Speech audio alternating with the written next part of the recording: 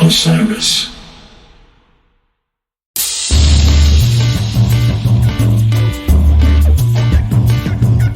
Hello, Happy New Year, and welcome to Spotlight On, presented by Osiris Media.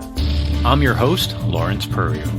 Today, the spotlight shines on the wildly influential post-punk group that Petrol Emotion. Guitarist and songwriter Raymond Gorman and lead singer Steve Mack join me to mark the release of the band's career-spanning box set, Every Beginning Has a Future, an Anthology, 1984 to 1994. Spawned from the ashes of the Northern Irish pop-punk group the Undertones, the Petrols synthesized all of the music, culture, and politics around them to create something vibrant and new. Across 5 albums, all given a fresh cleanup and augmented with singles, B-sides, and rarities in the new box, the band combined 80s indie alt-rock, post-punk, garage, dance, and even hip-hop to innovate their way into becoming one of the most important and influential bands of their era. Their genre hopping and political identities came at a cost. While their fan base was fervent and ever-growing, mainstream success eluded the band. Their sound was too difficult to pigeonhole, and their politics, particularly their identification with Northern Ireland and other liberation struggles around the world, made them untouchable and in some cases censored by the mainstream press of the time. But the music and the legacy is undeniable. That Petrol Emotion fits neatly on a record shelf alongside trailblazers like The Clash or Public Image Limited. And you'd be hard-pressed to imagine a Britpop or Manchester scene without the path they forged. I could have spent another hour or two with Steve and Raymond, and hope to one day. In the meantime, we have this conversation and, of course, the music. Enjoy.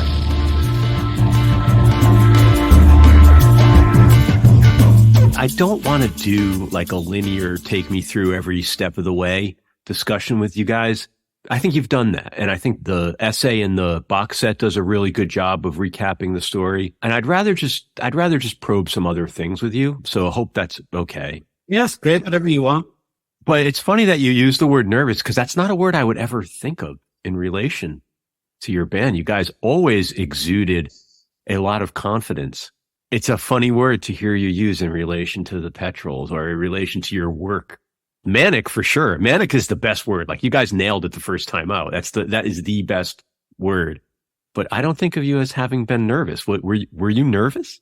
Well, yeah, I mean, like, live TV was nervous. And it only happened a few times. But say, for example, whenever we just put out Chemi Crazy, and like I think we wanted to actually do Abandon live. It's this program called The Late Show on BBC. It's kind of like an arts program. It's really good.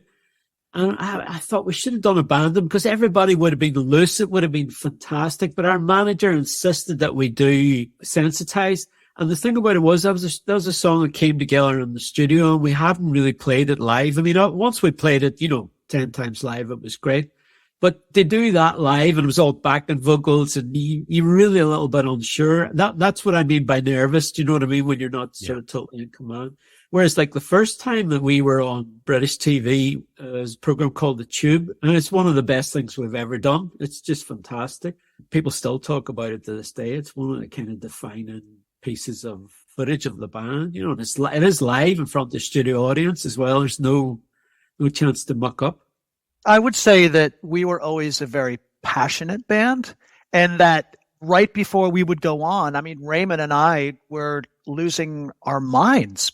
And to this day, I'm still playing, and I still get nervous every single time before I hit the stage because you care, right? Yeah. You want to go up there and I want to give those people the feeling that Iggy Pop gave me when I saw him, right? That Jello Biafra gave me when I saw them. I want to be afraid. I want to be enthralled. I want to be taken to a place that I haven't been to before. And that's what we always strove, was to give them everything.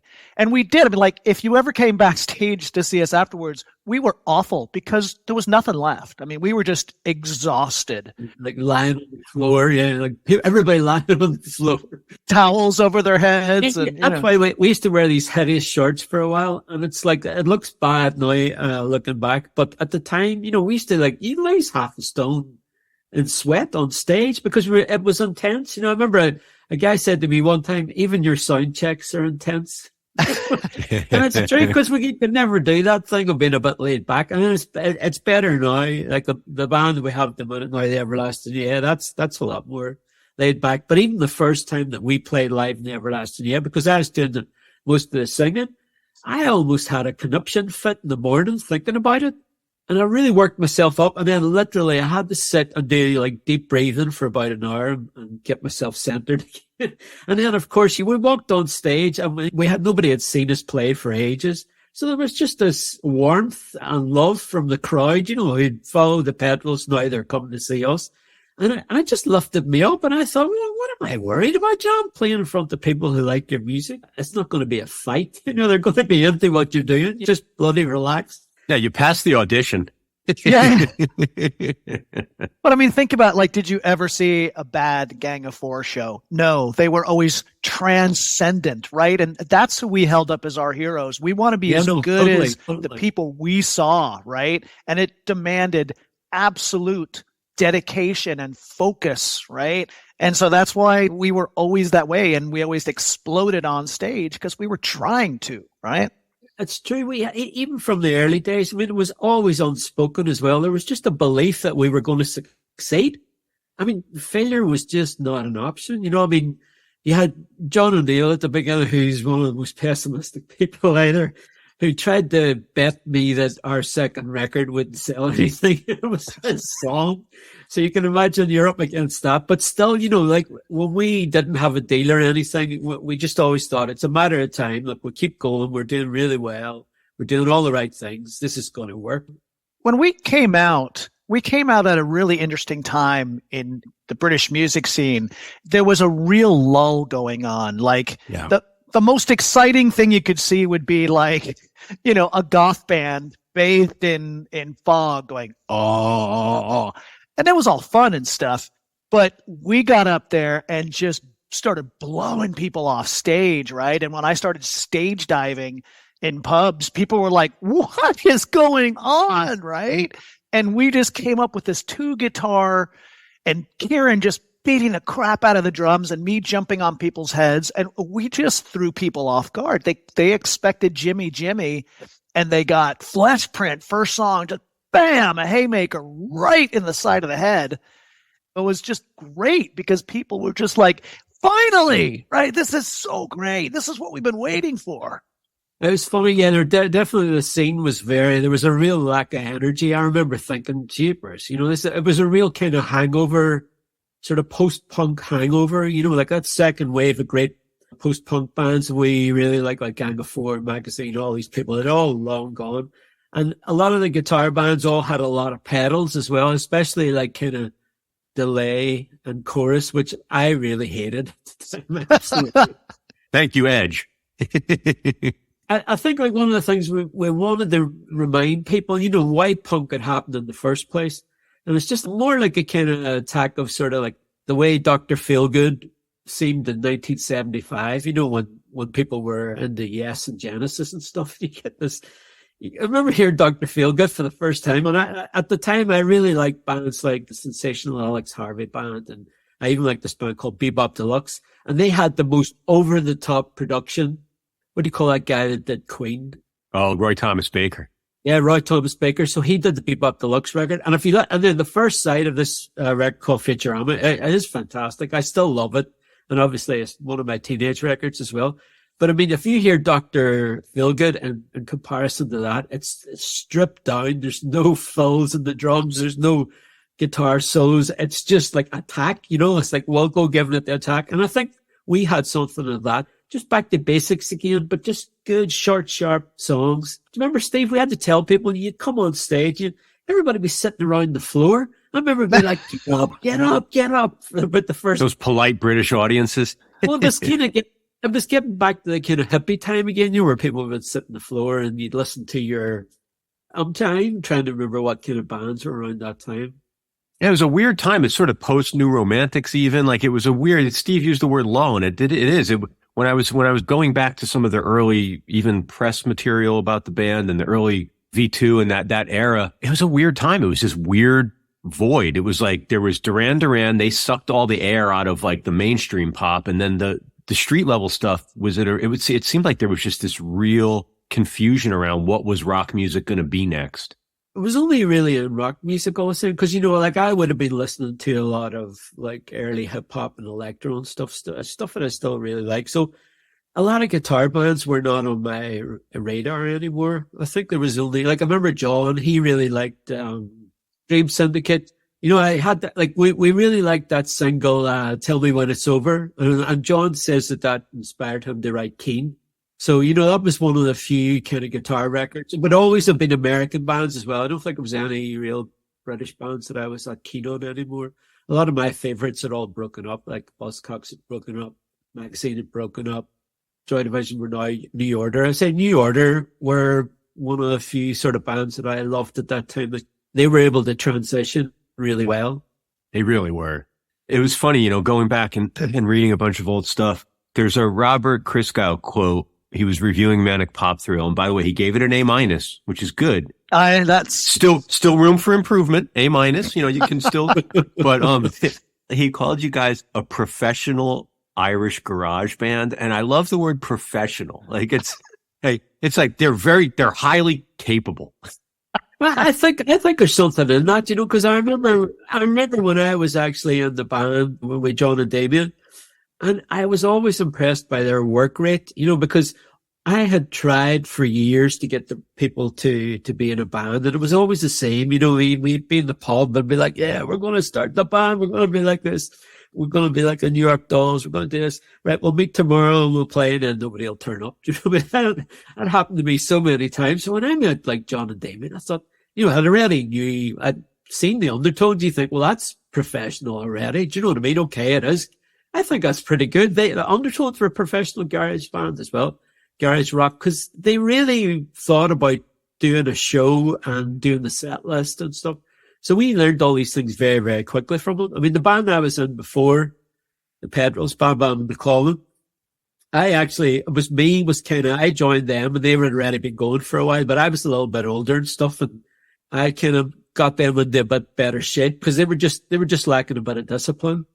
And then subsequently, they kind of, when I left, then they became like a different kind of thing. Because when I was in the band, we had two drummers, basically, with a guy that did like floor toms and stuff. So it was kind of like Adam the Ants meets Echo and the Bunnymen. And it was great. And it's a shame that there's no record at that time except for like a really bad audio cassette. Always with John and Damien, there was always that professionalism there. I don't know where they got that from, but they have a really good work ethic as well, which is why I think they succeeded out of Derry, because Derry's very much, if you can imagine, it's like a tiny island within a small island. And people in Derry, usually they don't care what's going on even 2 miles down the road. And there's people in bands there who are quite happy to just be well known in Derry, and that's the height of their ambition, you know? Yeah. And that's okay. That's okay if that's what you want, you know? There's been so many interesting like one-liners about this band. Like as I was reading, like I said, a bunch of other contemporary interviews and even things that you all have said in the press over the years, it's amazing some of the pull quotes. So throughout our conversation, I might read a couple of these to you to get your reaction. It's just amazing how insightful, especially journalists were at that time, about how they were really trying to figure you guys out in terms of your sound and where you were coming from. But one of the things that you said, Raymond, that I love is that you were like the Undertones after discovering drugs, literature, and politics, with a lot more girls in the audience dancing. And I had the same reaction initially. I laughed at that quote. I was like, that's so poetic, but That's true. That's why you didn't get so many. Like Undertones fans are more kind of anarchy, I think, you know. And I think that's what's like belied by that quote is what happened in that period of time as the O'Neills were transitioning to the Petrols, and for you all, did you grow up? Like, were you expanding your horizons? You talk about literature, maybe experimenting with drugs. Like that's a real thing. Like what were the ingredients that made you guys a more mature band other than just a garage rock band? Because there's certainly so much more substance.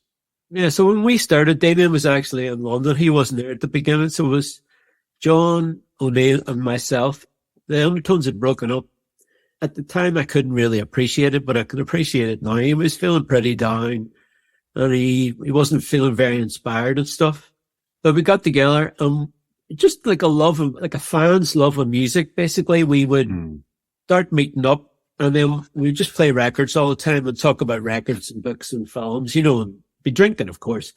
It was a kind of social thing, and there was a kind of crowd in there because I'd just come back from university. So I'd finished university and there was no jobs at that time. So I was like, what am I going to do now?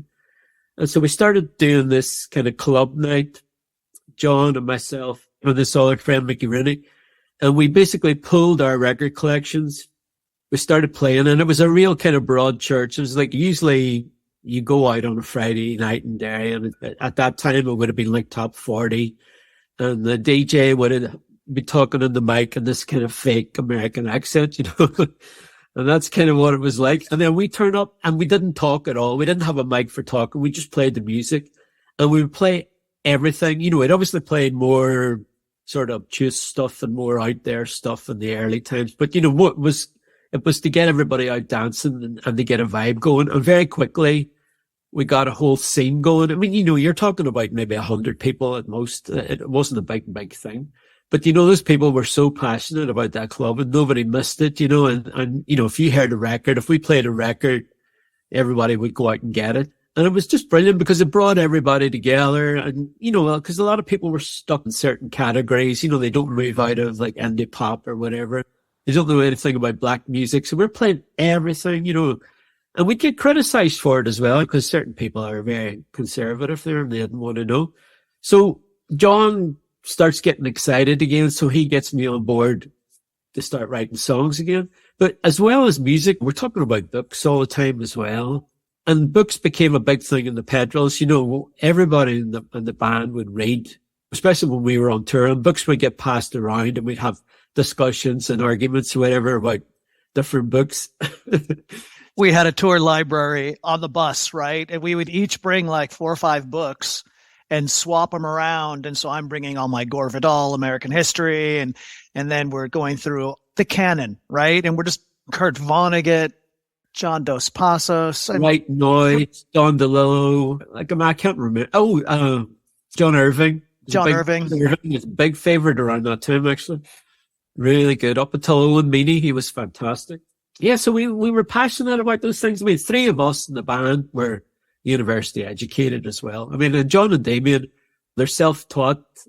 Like Damien was, I think sometimes I've told Damien this as well. He would sometimes feel like because he hadn't been to university, he would feel a bit sort of, I haven't been to university.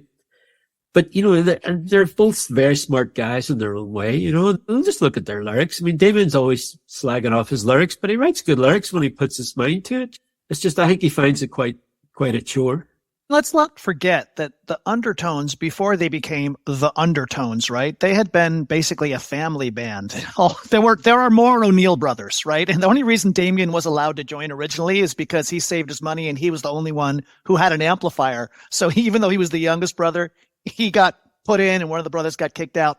Anyhow, so you can imagine that band had certain limitations because they were together for so long, right? And it was a very sort of limited input of new ideas, right? And it was John's band, essentially. So along comes Raymond, university educated with a lot of ideas. Kieran, university educated, a lot of ideas. Me, educated with a lot of dumb American ideas. Really strong egos. And all of a sudden, there's like this tension and this push and pull between 5 separate members. And John took this to heart and he just got inspired, right? He's like, wow, okay, so now I've got this guitar player who's challenging me and he's playing all this different kind of stuff. He's got Kieran who's beating the crap out of the drums back there, Damien who's trying to be a lead guitarist on bass, and me who's jumping into the audience. John just sort of went, wow, this is brand new. I need to write songs that are going to suit this band, and I can, whereas before, the Undertones, they had their shtick, right? They're one of the greatest punk bands ever, but an Undertones song when you hear it, right? It has an Undertones formula, right? The Undertones are a bit limited in their way, like the Ramones were. They couldn't move. They weren't allowed to move out of a certain parameters, Plus, the Undertones have this horrible attitude that I really don't like. And it's not really to do with John and Damien, it's the rest of them. It's this thing in Derry where you can't you can't be seen to be pretentious in any way. Do you know what I mean? You can't seem to have ideas above your station. Do you know what I mean? You're supposed to sort of, like, if you ever read Mickey Bradley's book, it'll just make you want to punch your head. Do you know what I mean? It's all. Oh, really? I haven't read that. Yeah, there's just too much humility and too much we're not worthy. Do you know what I mean? It's like, for God's sake, stop it, you know? People aren't paying good money to see you just be normal, right? You're supposed to put on a show. It's supposed to be bigger than life. No, but I think he's even very scared of, like, calling what they do art. And I'm saying, well, what is it then? Of course it's art. It's like, you know, it's when somebody comes up with a song that didn't exist beforehand, you know, even if it's a bad song, it's still something that somebody has produced and they've created something, you know. Is that not art? Do you know what I mean? They used to drive me crazy. I mean, there's stories about the Undertones. Oh my God. Well. Here's one. No, I'll say one. I'm only going to say one. Robert Fripp. They were playing in New York. They played in New York. Well, it must have been the time when they were playing the Clash. And Robert Fripp came backstage to say hello. And they said, "I'm sorry, Robert, we can't talk to you. We don't like your music." That's what they said to the guy who came back to tell them, to hang out with them and tell them they were great. And I just thought, oh, I had my head in my hands. I'm like, no wonder he's so cantankerous. They did it to him. Before that, he was a pleasant man. Well, those were different times. And like the first year of the Petrols, there were quote unquote rules about what could and could not be done and who we would listen to in the van and what was acceptable and not. I mean, at one point, I just had to lose my temper and tell John, if you don't want somebody who's going to jump out and challenge the audience, then you've got the wrong guy, right? Because he was saying, you're detracting from the songs. These songs are serious. You need to stand still. And I'm like, fuck off. No. He was always on the loser, that one, definitely. Well, that's an interesting point, though, the idea that there were rules, because you would never guess that in the music, right? Like, it's the most, I mean, non-rule based, formulaic. We got rid of those rules pretty quickly. I mean, that's what happens when you got 5 really strong egos. This is a hangover from the Undertones stage, you know, that sort of Stalinist punk. You know, the Undertones they believed all that shit. And later all the punks came out, like Keith Levine was a roadie for Yes. Do you know what I mean? Everybody didn't. I love that. You know what I mean? It's like everybody, like a lot of, like, say that I was just a little bit too young for prog rock, but like Kieran, for example, who's 2 years younger than me, knows all of it because he always had knocked about with older people, you know? And it's like, well, look, some of that's okay. Some of that music's pretty good, you know? But I mean, it reached the stage, I think, obviously 74, 75, where it became preposterous, you know, where like ELP had their carpet roadie, you know, and they've got like 3 10-ton large. You guys weren't wearing like white robes or anything? Yeah. No kimonos on stage? We had our share of bad sartorial choices over the years. I think that's the one thing. If you got a bit of success, who knows what would happen, really. The fact that we were never really that famous, it kind of saved us in a way, I think, from those kind of extreme reactions. Do you have any memory or strong impression? Where was the band the biggest? Like, do you remember where the audience had the most sort of passionate reaction? And did you distinguish that way, or was it like it didn't matter where you were? I'm always curious about how artists perceive where they are and whether they notice changes in the audience.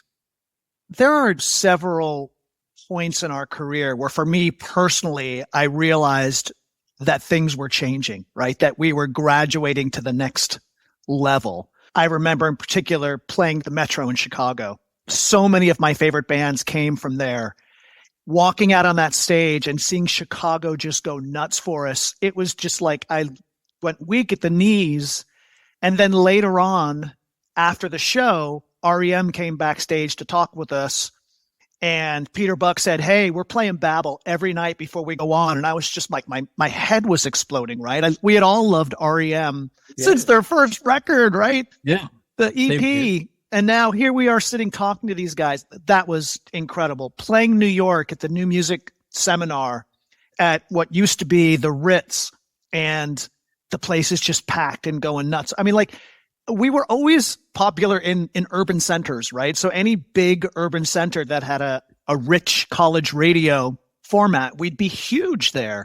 And it was just always so gratifying because many of these were cities. I lived in Washington, D.C. for a year when I was in college.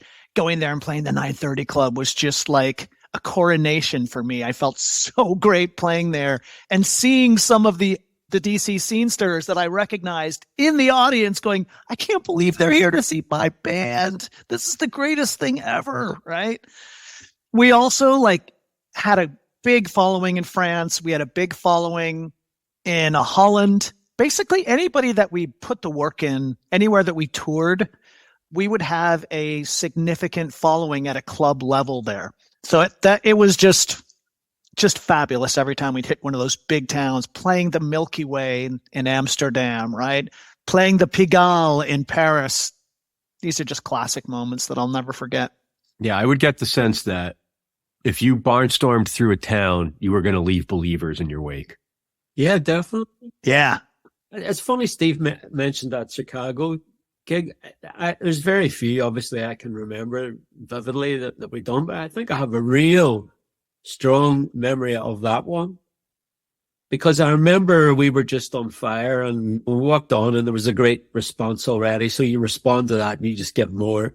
And then, as Steve said, REM's there. And then we went to see them. They invited us to see them the next night. So, and they played Babel over the PA before they went on.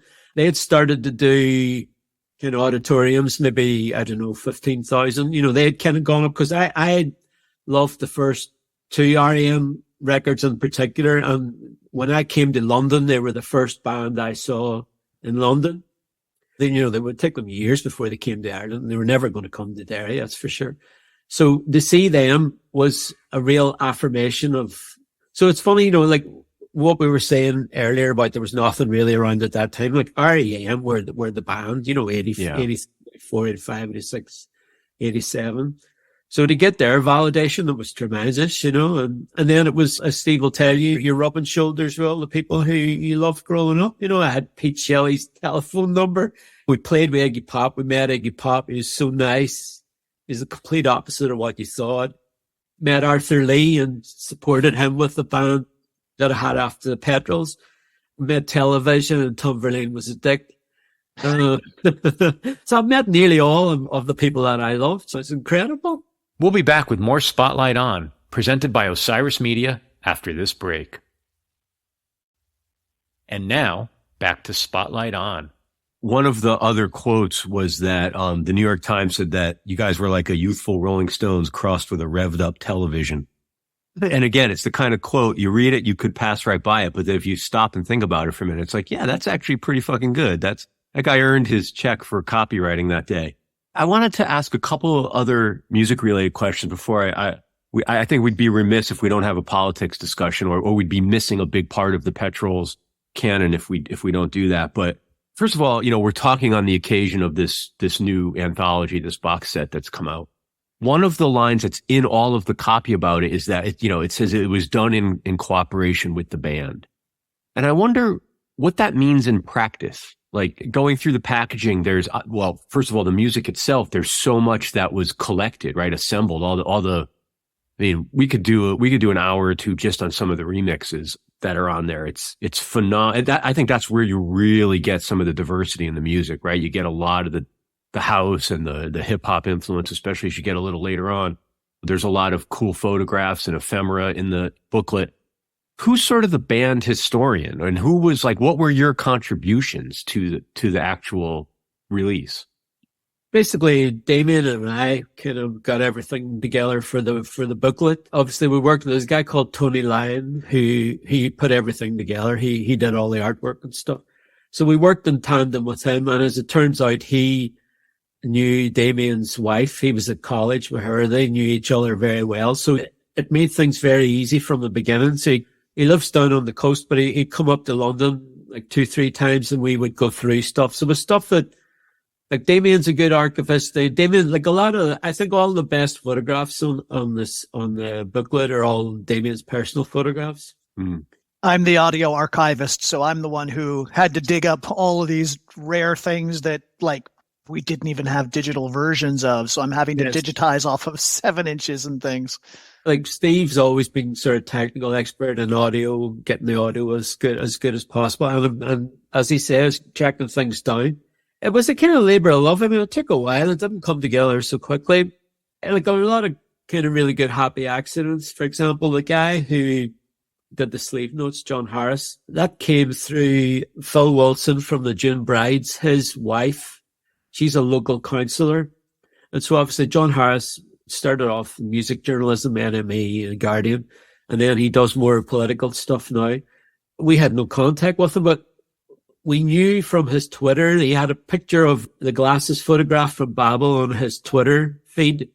Then Phil Wilson's wife started saying to me, "Oh, John is a big, huge Petrols fan and stuff. And you should ask him," because I put this thing out on Facebook. I was trying to get some way, instead of me or one of the band writing something about ourselves, I thought it'd be nice to get, a lot of quotes together from the fans. But they sent them in, most of them were rubbish. Wasn't what I asked for. I was hoping for some Bon Mo and some, but not everybody can do that, obviously. So I approached Phil's wife. She put me in touch with John, and he just agreed to do it straight away. We were limited to about 2,000 words, I think, and he was like, brilliant. Like, some journalists really like that. They like being given how much they have to write. And I mean, I think he did such a great job, really. I couldn't have asked. I remember when I read what he'd written, I felt really emotional, because it's rare that you get something written that you think it really is just like hits the target like a bullseye, What I think is really interesting also is, even though, as the Tap would say, our appeal got more selective over the years, the people who like the Petrols are so incredibly passionate about it. We did a series of listening parties over the pandemic, and people were there every time. We started an hour early, basically to make sure that I didn't screw up the Zoom call, but everybody was there. They're talking about what they're drinking. They're talking, "Oh my God, it's so good to talk to you again." These are people who don't even know each other. They're just talking over our Zoom call chat message. And their passion also, here's a journalist who does politics, but he's secretly a huge, passionate Petrols fan, right? And he's posting pictures of us from 30 years ago on his Twitter feed. And if you look in The Guardian, they're still to this day using headlines like blah, blah, manic pop thrill, blah. They incorporate our song titles and our album titles into political headlines and stuff. And I see those and I'm like, wow, we left a mark, however strange it was, but we are stuck in a lot of people's imaginations. And it's really gratifying, right? Like, we cared about it so much. And sometimes it's easy to think that not having the commercial success, that we didn't have success. But in some ways, I'm kind of more satisfied with this, and that we left a lasting mark among the people that we really care about. Even though it may not have been reflected in financial success, I still have a great feeling about the legacy we left behind. You went there, and I was trying to think about the entry point to ask you about that, which is the one thing I never detect in any, I did a lot of reading around you guys and in conversations with you. There's no perceivable bitterness.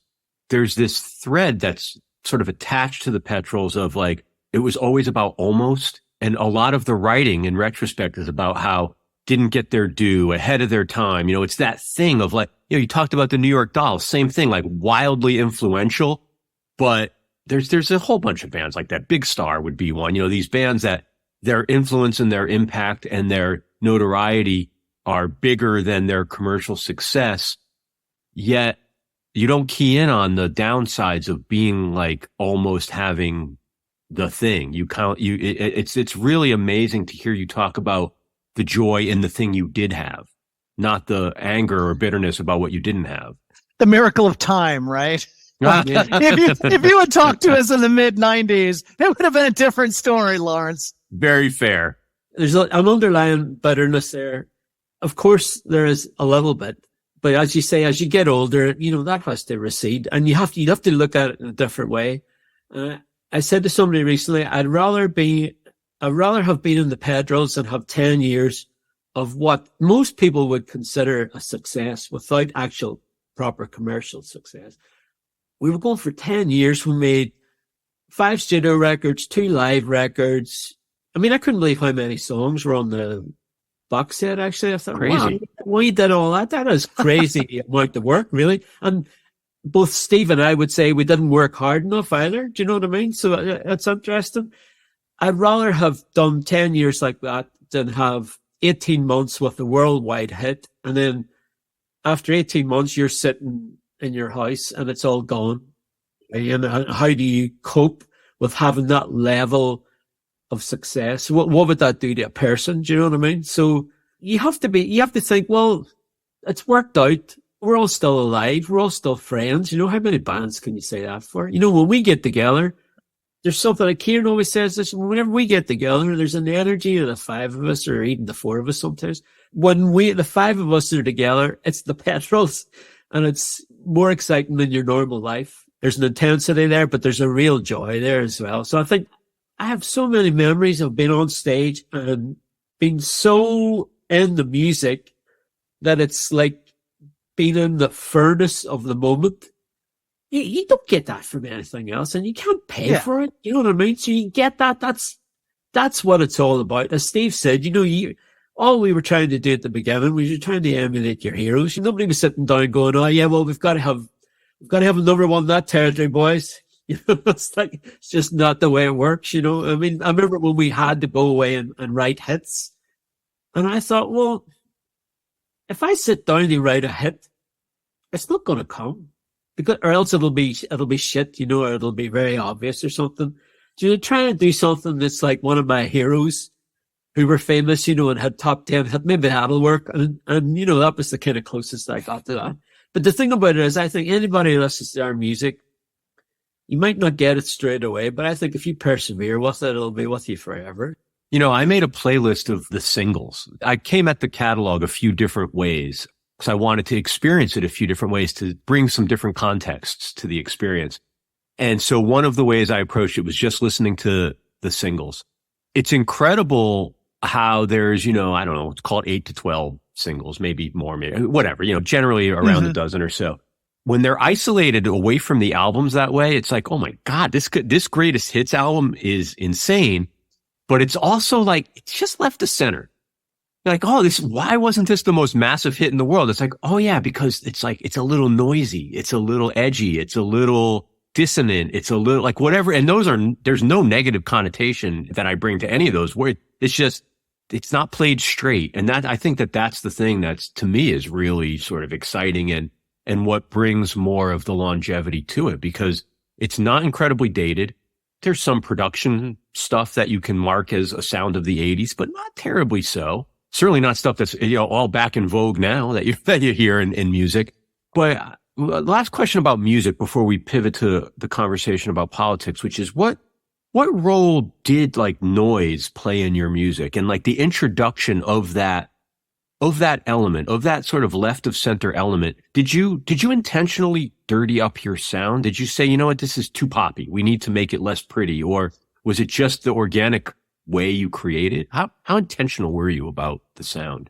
It's a little of both, really, because on the one hand, we were huge Per Ubu fans. I mean, at one point, I think we covered live every single song on the first Per Ubu record. We loved that record so much. And there's stuff, you know, you had Alan Ravenstein in the background just going nuts with these whop, whop, whop. We loved Roxy Music with Brian Eno doing these left of center things. And those are the things that you remember, right? Like in Remake, Remodel, like there's just all those little things that just were these, for us, hooks. We're like, we love that sound, right? And so we were always trying to figure out ways of bringing that element of surprise into our music. You know, it just so happened that John was capable of writing just these churning out these pop singles. And we were like, well, how do we then take that and make it more interesting, right? And Raymond was always going to like swing it to the left with his guitar parts, right? Because John would come in with an arpeggio and Raymond would go, how about this? Crap. And then we're like, okay, now what else can we do? And that was part of the fun of jamming these songs together, was deliberately trying to deconstruct them and put them back together with slightly different pieces that took it to a more interesting place. I think John and Damien, they'd already had, you know, commercial success with their singles as well, so they weren't so bothered about it. It's not fair to say that, of course, we always wanted to make the singles be heard on the radio, so we're never going to try and sort of jeopardize commercial success. Like we would always talk about things being poppy, but that's our notion of poppy. You know, we think Cloud 149's poppy. Do you know what I mean? That's the sort of thing. I mean, there's a few songs, a few of the singles, and I just don't understand why they weren't hits, because we did everything right. I think it was just to go towards the whole political thing. I think it was the politics that knocked us down. I mean, people just had an idea of what they thought we were, and we were never able to change that. And we should have shut our mouths sometimes. But what happened was you go to do an interview with some journalist, and of course we'd be in a pub and you'd have a few beers, and then a lot of times they weren't prepared. You know, they would ask you the stupidest questions, or they'd be completely ignorant about everything. And so you get annoyed. Like if we had been a few years older, you would have been more calm and zen about it, you know, and not kind of flew off the handle. I was so glad whenever we finally stopped talking about politics, because by that stage I was sick of it. And it was whenever we went to America, that was when we realized that we were kind of wasting our time a bit, because I think it was the first time we went to America. So that would have been 87, wouldn't it? Mm-hmm. They were talking about NORAID and about how they were sending money to the IRA. And we were just appalled, just like, that's not what it's about. Like a lot of Irish Americans have a romantic ideal about what it's like, and it's just not helping anything. And even us talking about it is it's not helping it either, because a lot of people have preconceived notions. So all we should have done was should have put the things on the sleeve and say, look, that's our politics, you know. Well, what do I need? I don't need to tell you anything else. You know, all we talk about is civil rights issues. We don't talk about Irish nationalism or anything. We don't talk about the IRA. But unfortunately, one of the singles was left with a tour manager to give in the information for the back of the sleeve. And we put this quote from this guy called Liam Fellows for a Genius Move single. And it was in Gerry Adams' book, but there was no need to put Gerry Adams' name there. But of course, he didn't know any better, and he put it in, and they printed it. So then you're looking at the sleeve, and it says Gerry Adams' name on it, and it's like, it doesn't even matter what it says. You just see, at that time, anybody from the nationalist community, if they came on TV, an actor would say their words for them. It was the most ridiculous thing. I mean, that was, I'd say 1988 was the worst. After 1988, things definitely got better. But in 1988, it was it was the worst year of my life. But I think in general, there was a horrible feeling even in London. There was a kind of, became very conscious of kind of homophobia. One of my friends kind of came out, and seeing the reaction to that was pretty interesting up to a point. But there was just a horrible feeling. There was a kind of underlying feeling of violence there as well. And it was just kind of horrible. These were dark times. I mean, you got to remember that Thatcher was smashing the miners' unions. The Troubles up in the north were just at their kind of peak. The public sentiment was terrible. Like, there was all of the stuff that the U.S. was doing in El Salvador and Nicaragua and Honduras. And so the climate in a very politically aware city like London was just hot. It was really, really hot. And when you've got 6 weekly or monthly music publications, they're all sort of competing for quotes. They were deliberately prodding us and trying to get us to say something, and they would take things out of context, put it out in a pull quote, and all of a sudden we're in the Sun as one of the top 10 worst bands in the world, which I still take pride in. You were number 6. You were the 6th most hated band. I love that it was number 6. Like, it wasn't number 2 or 1 or 10. It was like number 6. And who were the other 5 motherfuckers that were worse than you?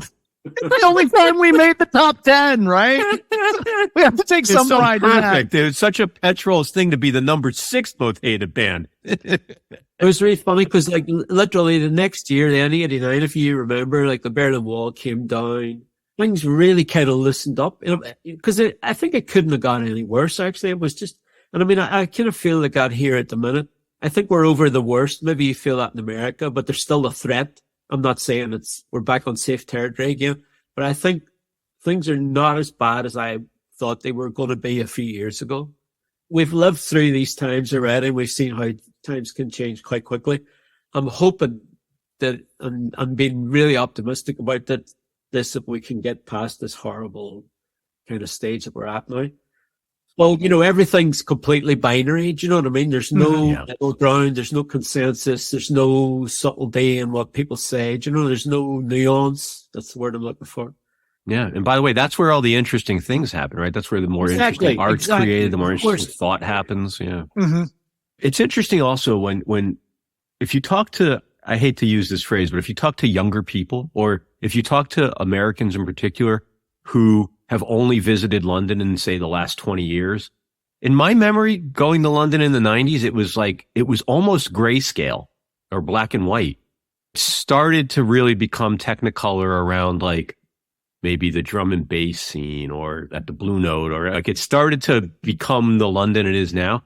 And I wasn't there in the early mid 80s. The transformation of London itself, like any of the big cities, but London in particular, it's so poignant to me how it's really hard to understand what it was like even 25 years ago, never mind 45 years ago. I would actually argue the opposite, in that it was Technicolor and that it's gone gray now. And let me explain why. When I first got there, coming from Seattle, Washington, which was at that point a tiny little provincial city, and I got there and people were literally in tribes. There was the Rockabilly tribe, and they all had these amazing quiffs and perfectly washed Levi 501s. And they weren't like noon 501s. They were 501s from the 50s, right? Then there were the Goths, and the Goths had these beautiful long-haired women, and they danced, and the rain came down. And then you'd go to a 60s club, and the 60s hippies were like everybody. Every night of the week, you could go to a different decade, dance your butt off, and it was just so amazing and colorful. And now you go there and everybody's dressed in a tracksuit, some $100 sneakers, and they're riding bicycles. And to me, that's sad. That's not London. That is any city in the world. And it used to be this place where you could cross-pollinate these scenes. And I remember when we first started getting goths and rockabilly showing up to our show, I was like, yes, we've done it, because we would play these different clubs. And we'd, like you said, we'd knock a few fans over, and they'd start coming to the other clubs, which previously they hadn't gone to. And then you'd start seeing all these different people coming. And it was just this great mixing melting pot back then. And it was so fun. There's so many tourists here at the moment. It's unbelievable how many people are in central London. I mean, seriously, compared to the 80s and the 90s, even the early 2000s, it's ridiculous, because the pound is really weak now. So it's full of tourists. I mean, I was up there. I went to the cinema up the West End last weekend. I just could not believe how many people there were. It's just ridiculous. But definitely something has been lost in London. But I thought that when I went to New York in 2008 as well. It's like all the places we used to go that you really loved, your secondhand record shops or Bleecker Bob's or just all the kind of independent places. It's just all now. East Village is gone. Yeah, it's right. It's gone. Yeah, it was so sad. And London's the same. They not like all the venues near Tottenham Court Road. A lot of venues that we would have played, that you would have gone to, Steve, with me to see bands and stuff. A lot of them are all gone. I mean, there's new ones coming up as well, and there still is quite a decent music scene. You just got to look up it harder now. Mm-hmm. But it's still there. But I think you're right. Those tribes just don't really exist anymore. And I don't know, that was kind of the end of youth culture for the way that I saw it, So it was like kind of went from like the 50s to the early 2000s, and that was it.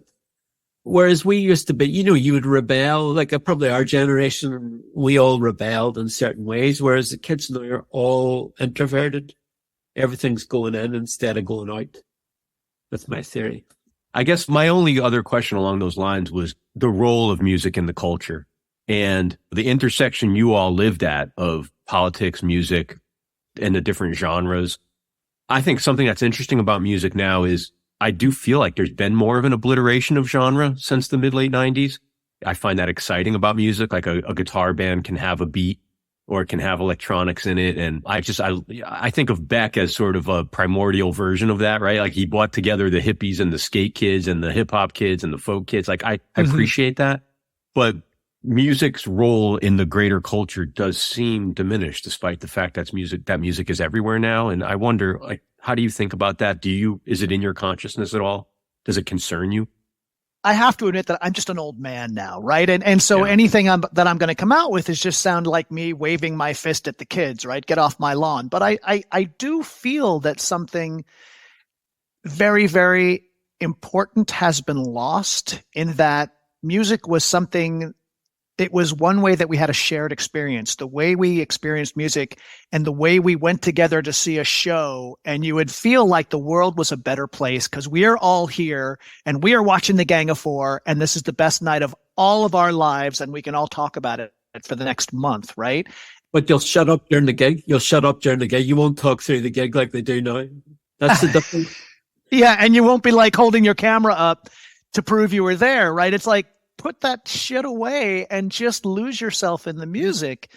I feel sorry that the kids don't seem to have that, but then I'll talk to one of my friends who has a 19-year-old daughter, and she will come home just high as can be off of seeing somebody whose name I don't know. And I'm like, oh, it's still there. It's still there. I'm just unaware of it because I'm too damn old. So I hope that they keep that, because it's so important to all of us to have something to share, something positive together. Well, listen, I do appreciate your time and I appreciate the music, and it's so great to talk to the two of you. Thank you so much for making time for this, and thanks for all the great music. I could still talk more if you want. Famous last words. Thank you so much, Raymond Gorman, Steve Mack, and all of that Petrol Emotion.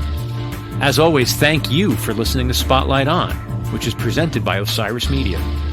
Executive producers are Lawrence Peryer, RJB, Brian Brinkman, and Matt Dwyer. Producers are Lawrence Peryer and Michael Donaldson. Our theme music is by Q-Burn's Abstract Message. If you like what you've heard, please share us with a friend and leave a review on your podcast platform of choice. Be sure to visit us online at spotlightonpodcast.com or at spotlightonpod on Instagram and Twitter. Thanks for listening. Be safe and stay in touch.